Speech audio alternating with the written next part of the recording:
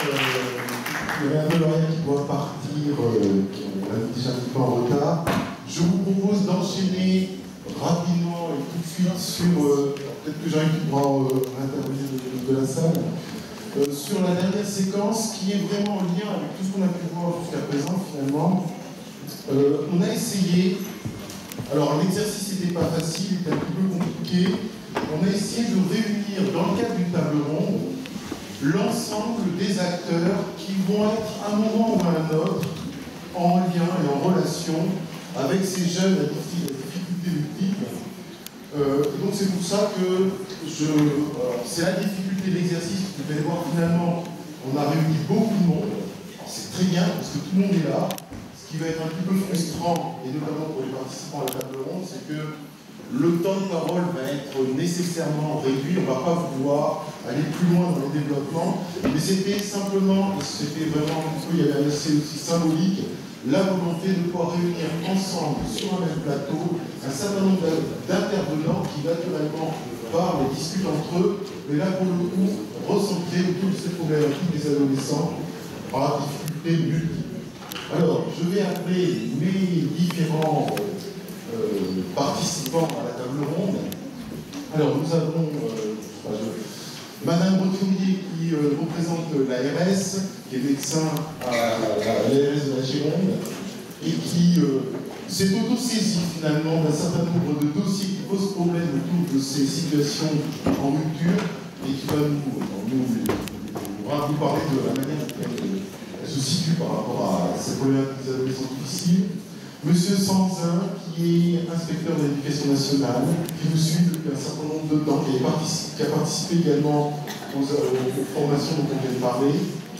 Monsieur Gébert, qui est juge pour enfants, juge pour enfants, qui est au quotidien aussi face à ce type de situation. Nous avons Monsieur Lagrange, qui représente la MDPH des lignes Pyrénées-Atlantiques, et donc cette problématique d'adolescents en difficulté mais avec un handicap, c'est aussi le quotidien des équipes pluridisciplinaires au niveau de l'MDPH. Madame Kézac, qui représente l'ASE de la Gironde, qui est directrice de la protection de l'enfance, c'est ça, au niveau de la Gironde, et M. Vandenberg, qui est représentant de la PJJ, protection judiciaire de la jeunesse. Donc vous voyez, alors j'oublie Madame Soust, qui représente les ITEF et qui travaille dans un ITEF aujourd'hui dans le Pyrénées-Atlantiques, mais qui est également membre du bureau de l'AIRE, on en a parlé. C'est l'association des ITEF et de leur réseau, et qui réfléchit également à de nouvelles modalités d'accompagnement et de prise en charge des personnes sur les territoires. J'ai également... Comment ? Le DECI, pardon, j'avais beaucoup de monde. Le DECI est représentant le secteur pédopsychiatrique. Oui, voilà. Et enfin, alors elle suit nos travaux depuis le début de la journée. On lui a demandé de participer, d'être un peu présent lors de cette table ronde, mais surtout de pouvoir conclure nos travaux en fin de journée. On a là le Kyrio qui représente la CNAP, donc la Confédération nationale des associations de protection de l'enfance, et qui donc a une vision là encore nationale, assez périphérique et assez globale des problématiques qu'on a pu aborder aujourd'hui, et qui va pouvoir, à l'issue de la table ronde, restituer la position de la CNAP sur ces questions et peut-être faire quelques propositions. Pour animer cette table ronde, j'ai également on a sollicité également Jacques Chrétien, qui est administrateur du CREAL, qui est ancien directeur du CREAL d'Aquitaine, et qui est ancien également directeur ou adjoint de direction dans un gros service de protection de l'enfance, qui est psychologue de formation et qui connaît bien toutes ces problématiques autour des adolescents. Donc voilà, je vous invite tous à monter sur scène pour commencer tout ça. J'ai oublié personne. Bon, c'est bien resté. Alors, distribuez-vous comme vous voulez.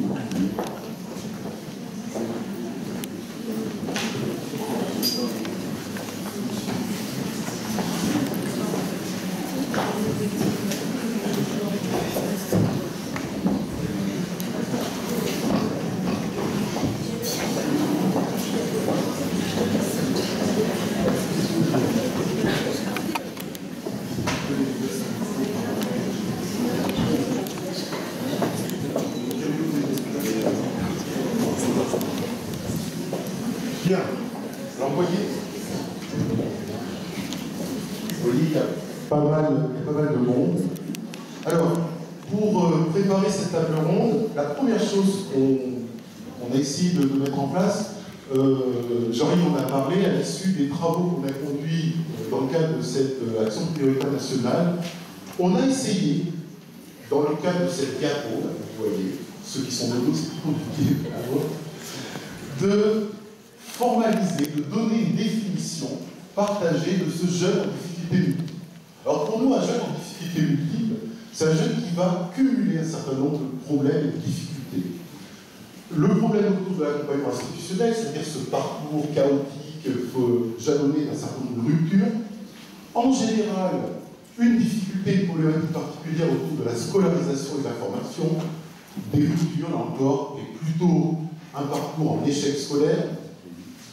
Des difficultés, le tout vient se cumuler avec des difficultés sociales, familiales, des situations familiales complexes, des éléments de carence affective, de difficultés psycho-affectives liées à leur famille, finalement. Des besoins de soins psychiatriques, là encore, pour ces adolescents tels qu'on essaie de les définir, ils vont, en plus des premières difficultés, avoir cette difficulté en lien avec des troubles psychopathologiques. Et dernier point, parce qu'il faut que ça se manifeste, comme le dit Jean-Yves, on a longtemps travaillé sur cette notion des incasabilités, et d'une certaine mesure, les incasables, on les remercie d'une certaine manière, parce que les incasables nous obligent à rendre visible un certain nombre de choses qui ne fonctionnent pas, et nous obligent à revoir l'organisation de nos prises en charge. Et donc, parmi les difficultés, il y a aussi ce phénomène de passage à l'acte, c'est-à-dire qu'il va y avoir des prises toxiques, des actions de violence, de délinquance, que ce soit vers les autres ou vers soi-même, qui font que la situation devient difficile, compliquée à gérer au sein de l'institution de l'État. Donc le premier tour de table, finalement, c'est, par rapport à toutes les personnes, c'est par rapport à cette définition qu'on propose de ce jeune en difficulté multiple, de la part de votre place, depuis votre institution, qu'est-ce que ça représente en réalité, ces jeunes, et peut-être, je sais que c'est compliqué, d'essayer d'en avoir une appréciation en termes de nombre. Dans l'année, ça représente combien de situations qui mettent en difficulté vos institutions face à ces jeunes à difficulté multiple. Dans le deuxième temps de la table ronde, on essaiera de voir ensemble les éléments qui peuvent permettre demain de mieux travailler pour prendre en compte et prendre en charge ces éléments au niveau d'un réseau territorial. Bon, allez, monsieur Gébler, commencez. Justement, je suis en train de dire que la particularité de la justice, c'est qu'on intervient en course une fois que la situation est un peu sérieusement compromise. Alors nous, ces adolescents, on les reçoit à double titre, soit au titre l'enfant délinquante, parce qu'ils ont commis des délits, donc des actes de violence notamment, en tout cas des transgressions de la loi, ou bien en assistance éducative, parce que justement, ils se mettent eux-mêmes en danger. Alors, quantitativement, je dirais que ces adolescents vraiment à difficultés multiples au pénal, en gros, chaque juge des enfants, pour vous donner une idée, à Bordeaux, est saisi de 200 nouveaux dossiers par an, à peu près. Parmi ceux-là, un certain nombre de mineurs concentrent une grande majorité de ces délits.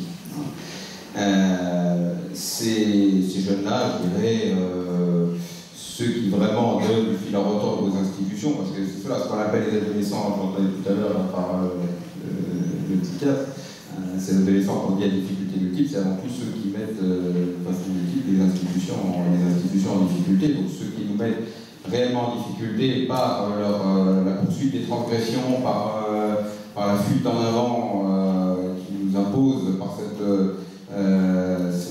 ces réactions en miroir qui nous imposent parfois donc, à l'institution judiciaire, représentent peut-être dans chaque cabinet 10-15 minutes à peu près, pour vous donner une idée. Alors, en assistance éducative, je dirais un peu plus. La difficulté avec ces adolescents en assistance éducative, c'est que l'assistance éducative, elle est avant tout conçue quand même finalement pour protéger les parents, pour protéger les enfants de dysfonctionnement de l'autorité parentale. Donc la source des difficultés, c'est d'abord chez les parents qu'on va la chercher, et la protection de l'enfant est finalement, qu'on le veuille ou non, une protection contre les parents. Or, avec ces adolescents très perturbateurs, je dirais, la difficulté est d'autant plus grande que c'est d'eux-mêmes. Le danger vient d'eux-mêmes. Et que donc la légitimité du juge pour intervenir est un peu plus compliquée à faire comprendre à l'intéressé, puisqu'on est finalement amené à protéger ces jeunes contre eux-mêmes. C'est facile au pénal de dire tu vas faire au juge parce que vous avez enfreint la loi commune, vous avez causé du tort autrui.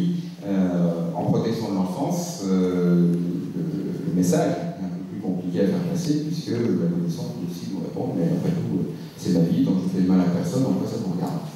Voilà, donc pour eux, c'est en assistance éducative, oui, je dirais que chaque cabinet juge des enfants, grosso modo, on cherche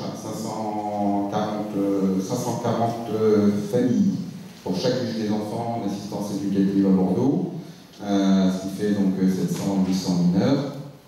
Je dirais qu'on a peut-être une quarantaine chacun qui vraiment peuvent rentrer dans cette case, pour les rentrer dans les cases. Très bien. Pour la VJJ, vous en avez des jeunes comme ça? On a des jeunes, oui, et on a aussi des jeunes difficiles. Les chiffres sont à peu près les mêmes et pour cause que ceux du magistrat de la juridiction de Bordeaux. Je pense qu'on doit être autour d'une vingtaine dans l'année, c'est à peu près ça. Un autre chiffre qu'il faut avoir en tête, c'est le nombre de jeunes suivis en milieu ouvert au pénal. Ça représente à peu près 1000 jeunes sur l'année. Donc voilà des chiffres qui permettent de parler. Pour compléter le tableau qui est toujours derrière moi, il me semble qu'il y a quelques éléments à rajouter. S'agissant des mineurs, on peut dire qu'ils se projettent pas un peu dans l'avenir, qu'ils sont intolérants à la frustration, je crois qu'il faut le rappeler, et qu'ils sont dans une méfiance énorme vis-à-vis des adultes et des professionnels. Donc je voulais rajouter ça puisque je ne le voyais pas là. Ensuite, je voulais juste faire un petit pas de côté par rapport à ce que j'ai entendu et par rapport à ce à quoi on nous invite de dire les choses. Je voudrais souligner le cercle vicieux dans lequel se trouvent les jeunes, ces jeunes dits difficiles, mais cercle vicieux qui est aussi celui des adultes. Tout simplement, quand on a une manifestation difficile, une crise ou une pathologie. D'ailleurs, vous verrez que dans les institutions, quand il s'agit de prendre en charge de jeunes, quelquefois le dossier n'est pas complet.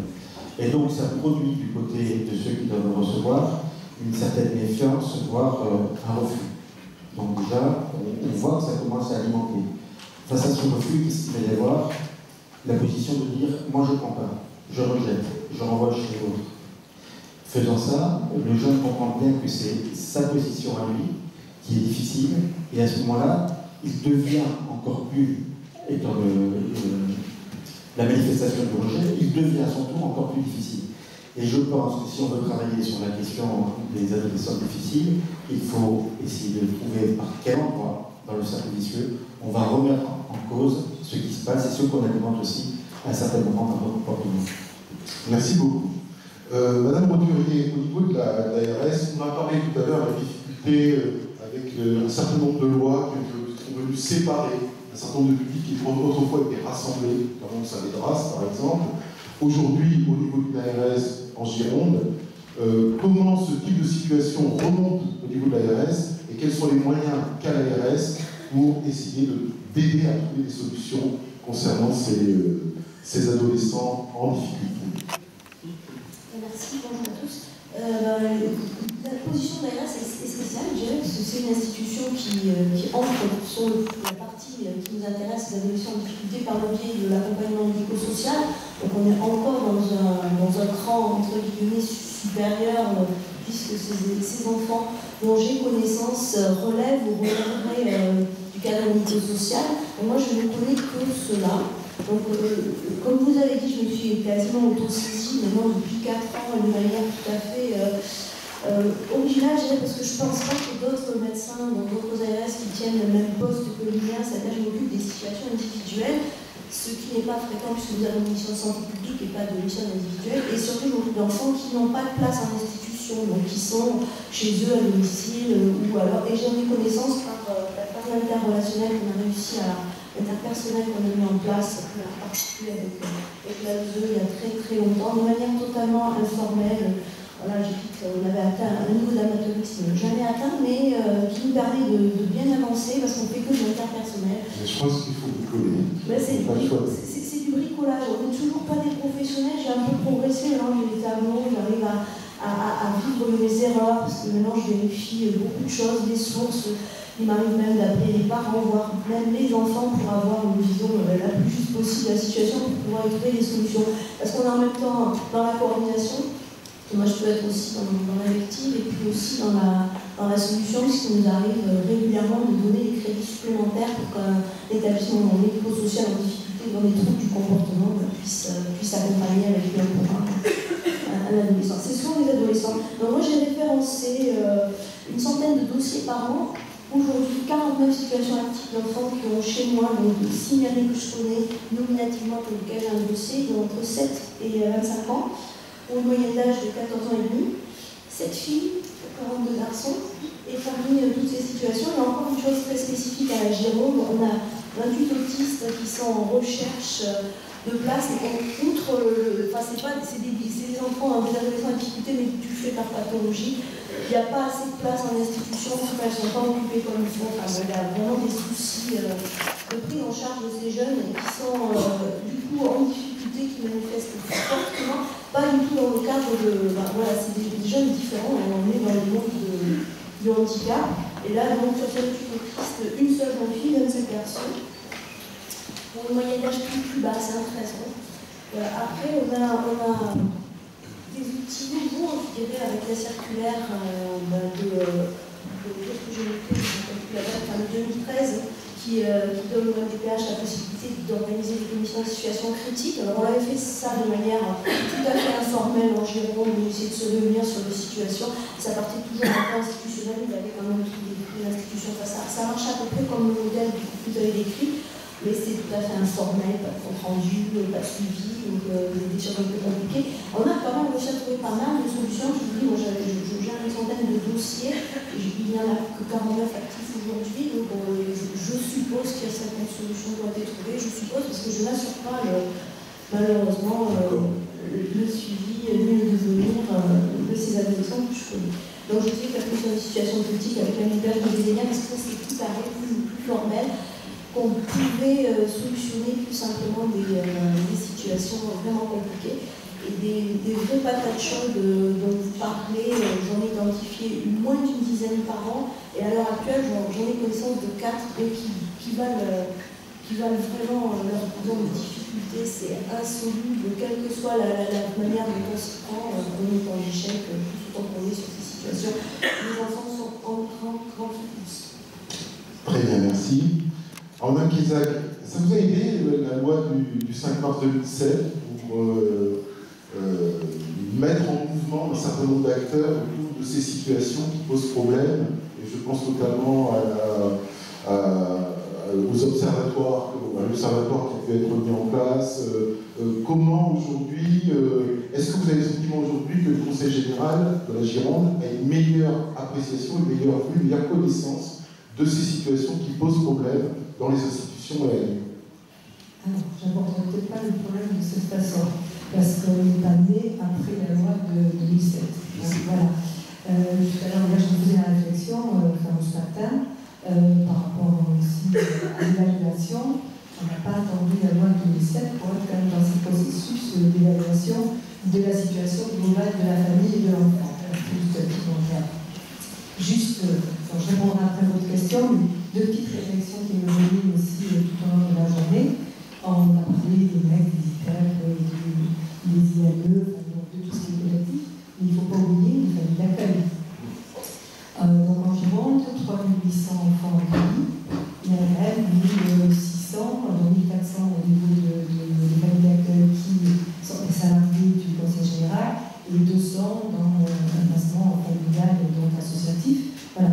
Et dans ces familles d'accueil, moult situations de gamins donc en grande difficulté, la difficulté complexe, parce que moi je dirais pas enfants en difficulté, parce que je pense que tous les enfants qui se confient à l'aide sociale sont en difficulté. Et là on parle bien des enfants en grande difficulté, et c'est vrai que dans le cadre de l'ODPE qu'on a mis en place effectivement en 2009, donc ça c'est un outil très intéressant, parce que l'ODPE regroupe bien tous les acteurs de la protection de l'enfance, et ça fait des journées qu'on essaie effectivement de se faire entendre et de dire que l'aide sociale à l'enfance n'est pas le seul acteur de la protection de l'enfance. Ça n'est certainement la cheville ouvrière, puisqu'effectivement, la loi 2007, le Conseil général est renforcé à ce rôle de chef de file, mais si on est chef de file et que derrière il n'y a rien qui suit, on ne peut pas avancer. Hein, voilà. Donc, il faut effectivement qu'on développe tout ce partenariat. Bon, nous sommes en Gironde, on l'a quand même développé, maintenant il faut aller plus loin. Par rapport donc à la masse, je dirais, de ces situations, d'ailleurs, dans le cadre de l'ODPE, on a mis en place une commission spécifique justement pour étudier ces situations d'enfants en difficulté, et cette commission a procédé par audition donc du directeur, de l'ex-auditaire, pour effectivement essayer il y a des préconisations très intéressantes donc dans le cadre du rapport de l'ODPE que je vous incite à lire. On a nous trouvé un terme à ce moment-là, je pensais à ça ce matin par rapport au terme Casa, on a parlé des mineurs en mal de protection. Parce qu'effectivement ces mineurs donc sont en grande difficulté de par déjà de ruptures qu'ils ont connues dans leur famille. Et c'est vrai que tout à l'heure, le docteur, j'ai vu son nom, m'a fait du bien quand même, parce qu'effectivement, il a expliqué que c'était un petit peu logique que les enfants qui sont confiés à l'aide sociale à l'enfance soient effectivement ceux qui vont présenter le plus de difficultés compte tenu de ce qu'ils ont vécu à la fois dans leur parcours antérieur, et je ne minimise pas, malgré tout, ce qu'ils vont vivre aussi dans les parcours institutionnels après, effectivement, malheureusement, il y a beaucoup de ruptures.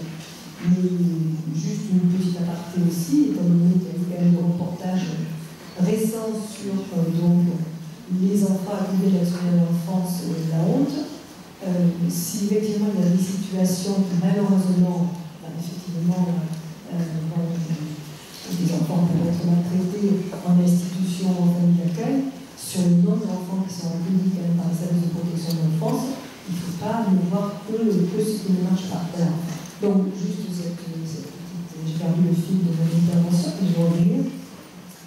Par rapport au fait, effectivement, on a dit depuis ce matin que ces enfants donc, présentaient des troubles associés, et qu'il fallait arrêter de dire il relève du médico-social, il relève du sanitaire, il relève du social. Enfin, ça fait longtemps que nous avons fait ce constat, d'autant plus que de toute manière, les enfants ils sont confiés à l'aide sociale à l'enfance. Donc, ils sont confiés à l'aide sociale à l'enfance, soit parce qu'effectivement, dès le départ, il y avait ces problématiques, et que c'est pour ces raisons qu'il y a eu donc une décision judiciaire, parce que là je rejoins au niveau des chiffres, bien sûr, mon collègue M. Gébert, puisque quand même 82% des enfants accueillis le sont suite à une décision à l'assistance éducative. Donc ils sont confiés effectivement à cause de toutes ces problématiques, parce qu'il y a des difficultés sociales et des troubles associés, mais je vois quand même de plus en plus au niveau de la CRIP, de la cellule de recueil des informations préoccupantes, des signalements qui nous arrivent, parce que ce sont des enfants qui sont soit chez leurs parents et pas de solution vers donc, une mise en charge médico-sociale ou sanitaire, ou déjà dans le circuit médico-social ou sanitaire, contactés, 12 signalements à l'aide sociale en France pour effectivement qu'on puisse trouver une solution. Après, donc, 12 signalements directs au niveau du parquet qui nous renvoie la situation et enfin, je veux dire, on est effectivement dans.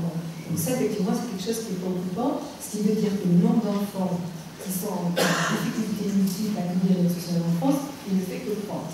Un chiffre au niveau des enfants pour lesquels il y a eu une décision de la MDPH, mais qui sont en attente d'une place.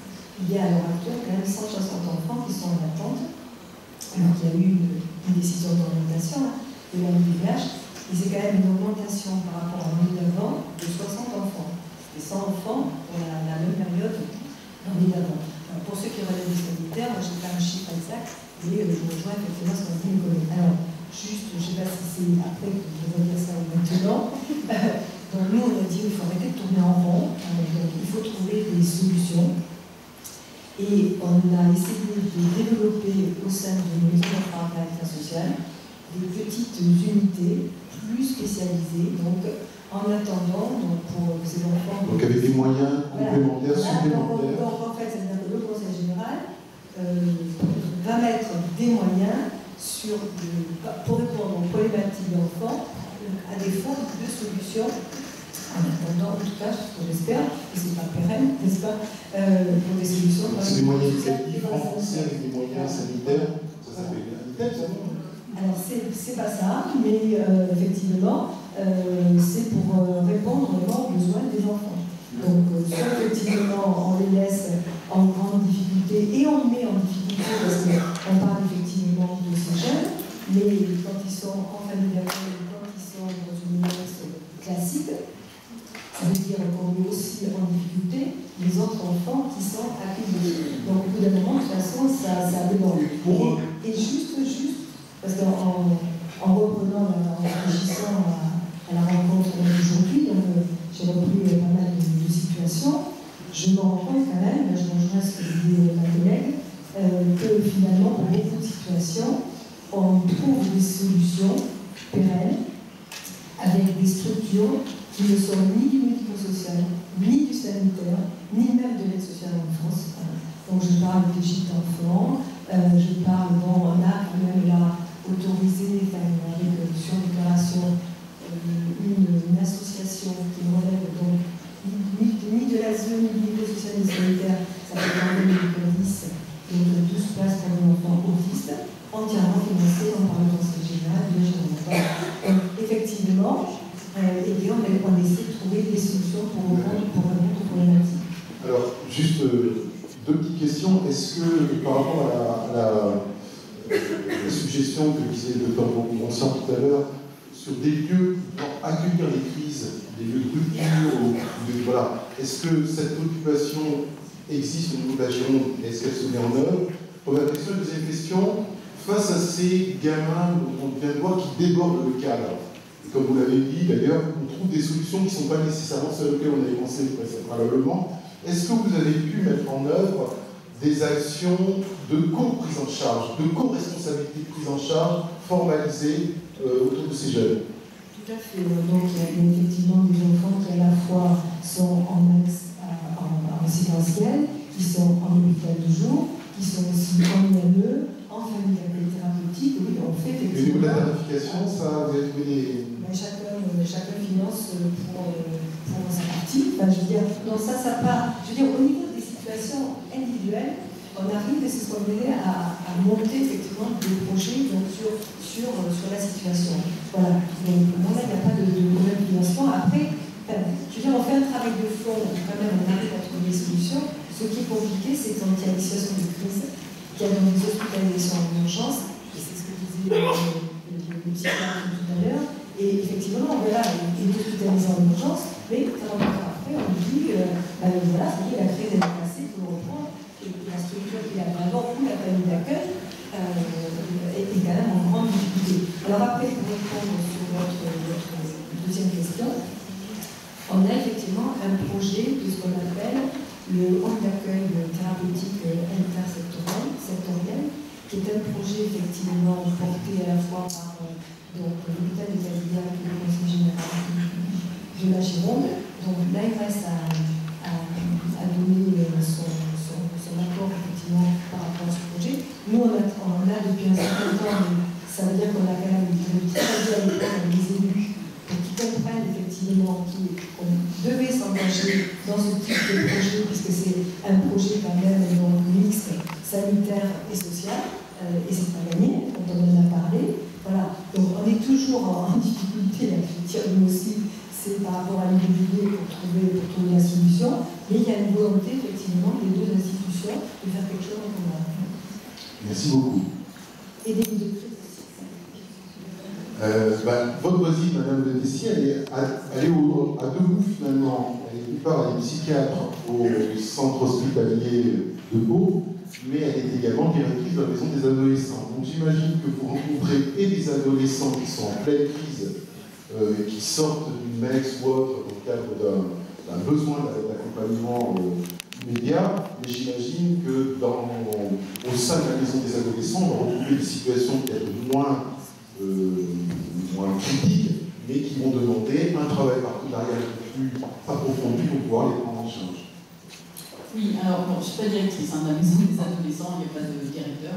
Si ce n'est les directeurs des hôpitaux, puisque je fais le lien avec celle de Marseille, là, mais celle de Pau, elle est une collaboration et un financement ARS uniquement. Donc c'est les deux hôpitaux généraux et psychiatriques qui ont ouvert cette maison des adolescents en 2008, et moi en tant que psychiatre d'adolescents, effectivement j'ai initié avec le pédiatre de l'époque, initié le projet. Donc effectivement c'est des consultations, c'est de l'ambulatoire, mais on est vraiment, moi j'aime bien la situer en amont, c'est-à-dire qu'on n'est pas dans la psychiatrie, comme disait mon collègue tout à l'heure, lourde et dans des pathologies avérées, on est au contraire dans comme une plateforme d'orientation, d'accueil, d'écoute et vraiment de prévention, parce que parfois chez les adolescents, en 2-3 consultations, on arrive à dénouer des situations complexes et par tout ce qu'on sait qu'après un parcours peut être compliqué au niveau familial, au niveau des institutions, etc. On sait très bien comment un environnement peut, sans le vouloir bien sûr, mais être à l'origine de moments difficiles, de crises, d'angoisse, etc. Comment ça peut très vite monter en miroir entre effectivement une famille d'accueil, une institution, etc. Les adolescents savent très bien faire péter tout cet environnement pour évacuer leur propre tension interne. Donc du coup, effectivement, j'ai cette position, moi, à la maison des adolescents, qui est vraiment très en amont, qui peut justement essayer d'anticiper et d'éviter, protéger les jeunes en fait, de la crise. La crise, c'est jamais un moment agréable, en premier lieu pour le jeune. C'est quand même un moment douloureux et d'extrême douleur et de tension. Donc si effectivement il y a une compréhension ou des premiers professionnels en termes de sentinelles qui sont là un petit peu à l'écoute et à l'observation de ces situations, pas forcément complexes et pathologiques, mais bon, il y a des petits signaux d'alerte qui permettent d'anticiper. C'est toujours une mission qui, pour moi, est fondamentale. Alors, on est dans la prévention. Et autre casquette que je peux avoir aussi sur la maison des adolescents, c'est moi, un peu un intérêt personnel, mais aussi je pense très important, c'est de m'impliquer en termes de formation et en termes de communication, de rencontres avec les partenaires sociaux, médico-sociaux, etc., pour aller rencontrer les équipes, même avec l'éducation nationale, parce que j'interviens pas mal au niveau des profs, des lycées, des collèges, et c'est ça très important qu'un certain nombre de savoirs détenus, peut-être encore un peu cloisonnés par la psychologie, la psychiatrie, la médecine, puissent un peu, surtout qu'il y a des nouvelles avancées, des nouveaux axes de compréhension du développement de l'enfant, de l'adolescent, avec les neurosciences, etc., de pouvoir partager, d'échanger avec tous les autres acteurs, on a tous un regard qui a sa vérité. Et donc de pouvoir le partager et en conclure aussi des actions ou des conduites à venir par rapport à certains jeunes qui nous mettent de toute façon tous en difficulté. Et dernière chose, par rapport aux crises et alors moi j'interviens très peu sur le CHP. Je ne suis pas responsable de l'unité de crise, effectivement parce qu'il y a un huilie de crise au CHP, qui là effectivement accueille des jeunes en difficulté pour des séjours assez courts. Donc moi je n'ai pas en charge cette unité-là, mais effectivement dans le cadre de garde permanent je peux quand même en rencontrer. Et là effectivement c'est le but classique qui effectivement peut durer quelques mois, qui permet de décompresser, dramatiser aussi certaines situations pour le jeune, pour les institutions, les familles. Donc là, c'est un travail un peu plus classique, mais qui est quand même indispensable, et j'entends bien comment c'est sécurisant de savoir que ça existe. On a de la chance à Pau, c'est une ville, enfin même dans le Pyrénées-Atlantiques, mais aussi Bayonne maintenant, mais c'est important de savoir que ça existe, que c'est un outil très important, indispensable, et il s'y fait ce qu'il s'y fait. C'est vrai que si on est dans le soin aigu, ça ne dure pas longtemps. Si on est dans le soin plus chronique, plus durable, et on met en place après un suivi pédopsychiatrique avec un traitement éventuellement, mais ça c'est effectivement un travail long cours. Donc au niveau chiffre, je ne suis pas très à l'aise, je n'ai pas vraiment, mais je pense qu'il y a au moins une dizaine de jeunes, donc en dessous de 18 ans, qui nécessitent à un moment donné des rencontres ou que les acteurs, voilà, pluriels, se rencontrent, que ce soit la MDPH, les secteurs sociaux, médico-sociaux, les jeunes qui sont partis de tout ça. Voilà, crise ou pas crise. Alors quand c'est crise, parce qu'évidemment à l'adolescence, si c'est des parcours plus anciens de jeunes placés en famille d'accueil, c'est sûr qu'à l'adolescence, de toute façon, ça peut répéter, il faut réaménager, repenser le parcours. Forcément, c'est le travail de l'adolescence, c'est de remettre un peu en échec tout ce qui avait été fait avant, même si ça a été bien et correct. À un moment à l'adolescence, il faut que ça